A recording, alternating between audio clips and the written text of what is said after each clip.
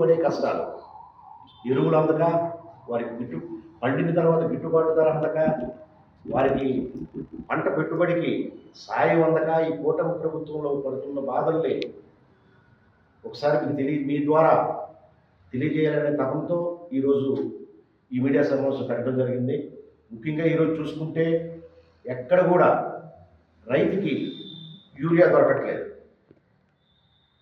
మరి స్థానికంగా మన జిల్లా మంత్రి అయినప్పటికీ, వ్యవసాయ మంత్రి మన జిల్లాకు సంబంధించిన మంత్రి అయినప్పటికీ మన జిల్లాలో తీవ్ర కొరత యూరియా ఉంది.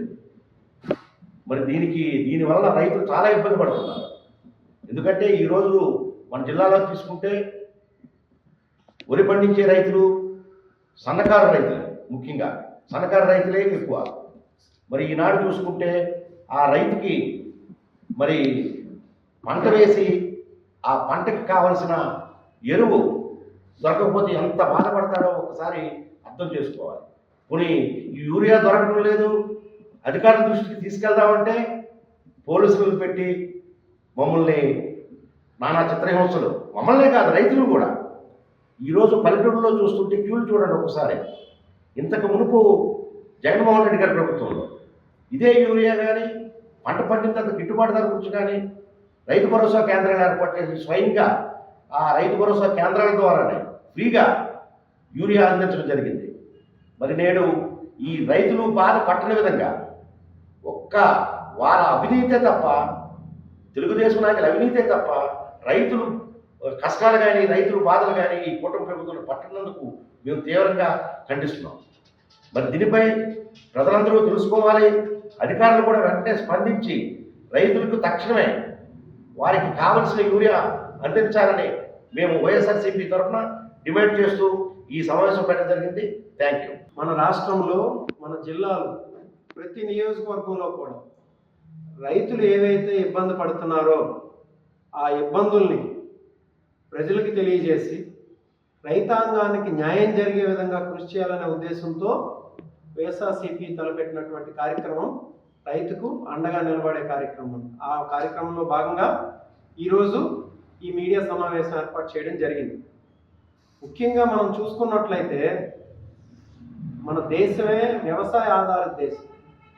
చూడండి, మన దేశం తాలూకా జీడిపిలో 16% జీడిపి వ్యవసాయం ద్వారా మాత్రమే మన దేశం ఆర్జిస్తుంది.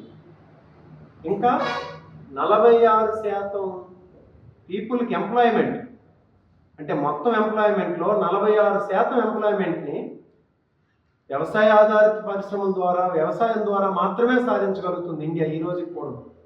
మిగతా పారిశ్రామిక రంగం అవనివ్వండి, సేవా రంగం అవనివ్వండి, వాటి ద్వారా ఎంత ఉపాధి ఉన్నా కానీ అన్నిటికన్నా అధికంగా 46% ఉపాధి అనేది భారతదేశంలో వ్యవసాయ రంగం ద్వారా మాత్రమే పొందుతుంది. ఇంకా మన రాష్ట్రంలో చూస్తే ఆంధ్రప్రదేశ్ రాష్ట్రం ఏంటంటే ప్యూర్గా అగ్రికల్చర్ బేస్డ్ ఎకానమీ. మన ఎకానమీనే వ్యవసాయ ఆధారంగా ఉంటుంది.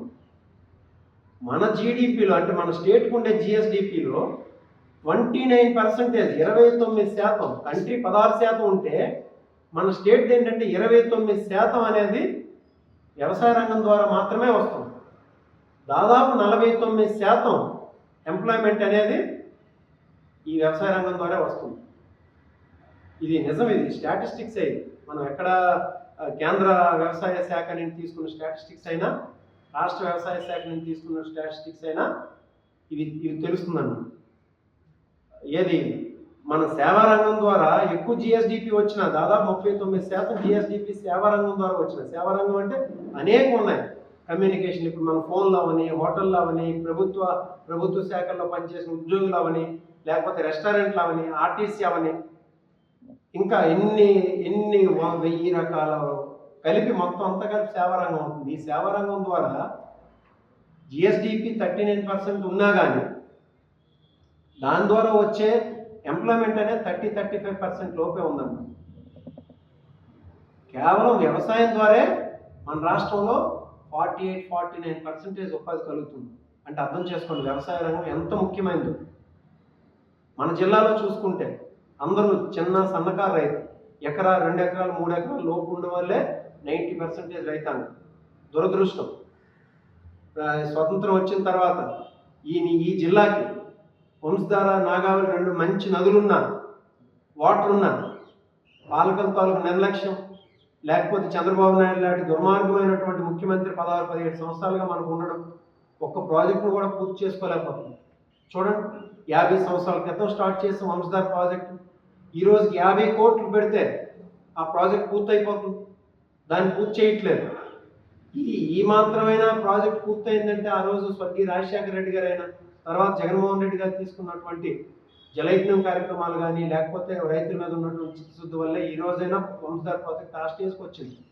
ఇప్పుడు ఇంకొక 50 కోట్లు పెడిచాలు ఆ ప్రాజెక్ట్ పూర్తవుతుంది. అది కూడా చేయట్లేదు చంద్రబాబు నాయుడు. 17 సంవత్సరాలు 16 సంవత్సరాలు ముఖ్యమంత్రిగా ఉన్నాడు. మన జిల్లా తాలూకు దురదృష్టం అది. ఒక ప్రాజెక్ట్ కూడా లేదు. వ్యవసాయం కోసం ఆధారపడిన, ఎంప్లాయ్మెంట్ ఎక్కువ మన జిల్లాలో వ్యవసాయం ద్వారా వచ్చిన అందరూ చిన్న సన్నకారు రైతులైనా కనీసం ఒక ప్రాజెక్ట్ కూడా నిర్మించిన పరిస్థితి ఈరోజు మన జిల్లాకు ఉంది.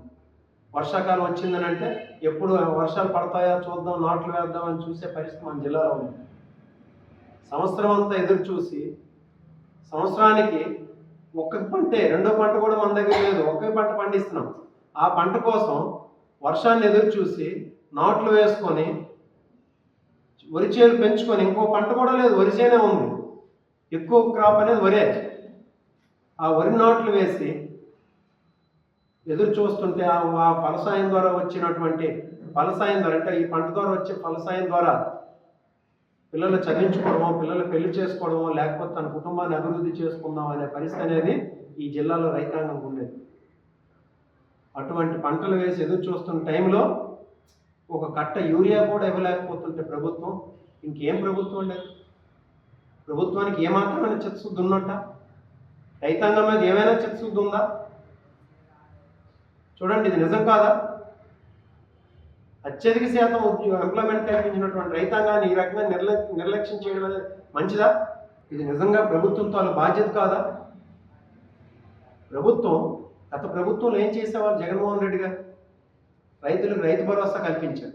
ప్రతి సీజన్ వచ్చేసరికి ఏ స్టేజ్కి తగ్గట్టు ఆ స్టేజ్కి విత్తనాల కోసం కొంత డబ్బులు అందించి, తర్వాత ఎరువుల కోసం కొంత డబ్బులు అందించి, తర్వాత కోసే టైంకి కొంత డబ్బులు అందించి, రైతు భరోసా అందించి రైతులకు అన్ని రకాల సౌకర్యాలు కల్పించాలని చెప్పేసి రైతు భరోసా కేంద్రాలు ప్రతి గ్రామంలో ఏర్పాటు చేసి, ఇంకా మీరు చూడండి, ఇన్సూరెన్స్ పంట వచ్చేటప్పుడు కూడా, ఫలసాయం వచ్చేటప్పుడు కూడా అందనంత సాయం అనేది పంటలు పోయేటప్పుడు వచ్చేది జగన్మోహన్ రెడ్డి గారి టైంలో.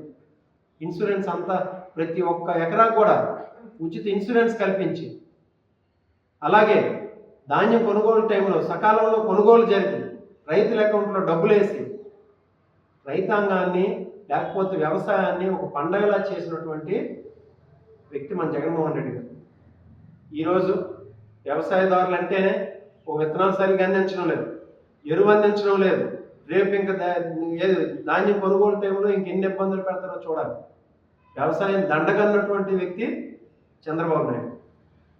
ఈ రెండింటి మధ్య జగన్మోహన్ రెడ్డి గారి పరిపాలన, చంద్రబాబు నాయుడు గారి పరిపాలన మధ్యన వ్యత్యాసం ప్రజలు ఒకసారి గమనించాలి. ఇంకా యూరియా కట్ట కోసం అని చెప్పేసి వెళ్తుంటే చూడండి, టీడీపీ నాయకులు ఏం చేస్తున్నారు? ఎక్కడైనా వ్యాగన్ వచ్చింది, లారీలతో యూరియా దిగుతుందని తెలియగానే వెళ్తున్నా టీడీపీ నాయకులు వెళ్ళి వాళ్ళ ఇళ్లలో పెట్టుకుంటున్నారు, వాళ్ళ గొడవల్లో పెట్టుకొని బ్లాక్ మార్కెట్కి తరలిస్తున్నారు. యూరియా దొంగల్లా తయారయ్యారు టీడీపీ నాయకులు ఈరోజు. ఆలోచించండి, ఇది నిజమా కాదు? ఒక్క కట్ట యూరియా దొరక్క పోలీసులతో దెబ్బలు తిని నానా అగచాట్లు పడి రైతు భరోసా కేంద్రాల దగ్గర, సచివాలయాల దగ్గర అలాగే వెళ్ళి వెయిట్ చేసి యూరియా దొరక్క ఈరోజు ఫలసాయం ఎలా వస్తుందండి? యూరియా వేయకపోతే, ఎరువులు వేయకపోతే దిగుబడి వస్తుందా? దిగుబడి రాకపోతే ఏమవుతుంది రైతు కుటుంబం రేపు పొద్దున? యూరియా దగ్గర రాజకీయం ఏంటండి? టీడీపీ కార్యకర్తలు మేము ఇస్తామని చెప్తున్నారు, ఇదేనా? టీడీపీ కార్యకర్తలు అంటే తీసుకెళ్ళి వాళ్ళ నాయకులు వెళ్ళి వాళ్ళ గొడవల్లో పెట్టుకొని మా పార్టీకి ఎవడైతే ఓటేస్తాడో వాడికి రండి యూరియా కట్టేస్తామని అంటే, టీడీపీ యూరియా దగ్గరేమో, లేకపోతే ఎరువుల దగ్గర రాజకీయమా? రైతు ఓటేయలేదని చెప్పేసి ఇలాంటి వివక్ష పాపం కాదా ఇది? ఒకసారి ఆలోచించాలి. ఇది అంతా జగన్మోహన్ రెడ్డి గారి టైంలో ఎలా ఉండేది, ఈరోజు చంద్రబాబు నాయుడు వచ్చిన తర్వాత ఏ రకంగా ఉంది అందు ఆలోచించి రైతుల తాలూకా ఉసురనేది పడితే ఏ ప్రభుత్వం పట్టదు, మంచి బట్ట బయట కట్టదు. రైతుల ఉసురు అనేది మంచిది కాదు. ఈరోజు మేము ప్రత్యేకంగా అడుగుతుంటే మా బాధ్యత అది. రైతులు పడుతున్న కష్టాలు, రైతు ప్రతి ఒక్కరు వచ్చి రోడ్డు మీదకి రావడానికి,